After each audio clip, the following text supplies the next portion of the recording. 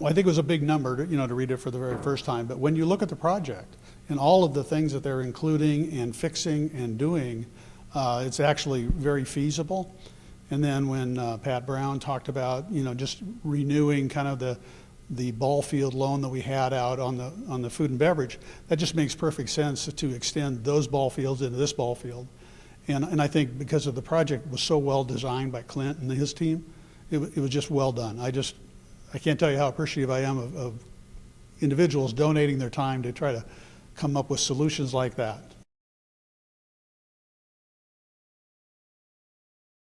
Yeah, you got 4 high schools supporting it, and so it's just awesome to see, it was a Class A town, and that's what Clint was saying. This is a Class A town, and 4 high schools are supporting it. We know that the Legion also supports it.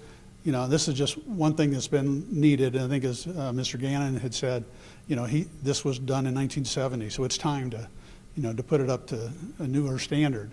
And I've seen a lot of ball fields over the course of my sons playing on. I've seen them all over, and you see quality fields all over the place, and I think it's time for us.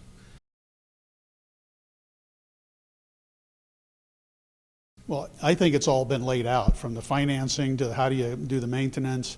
I think it's all been laid out. It's just a matter of getting the paperwork in order and then presenting it in a presentable manner. I think the hardest thing is going to be how do you deal with the naming rights and the advertising, because I think that's an important part of the perpetual maintenance of the facility. So.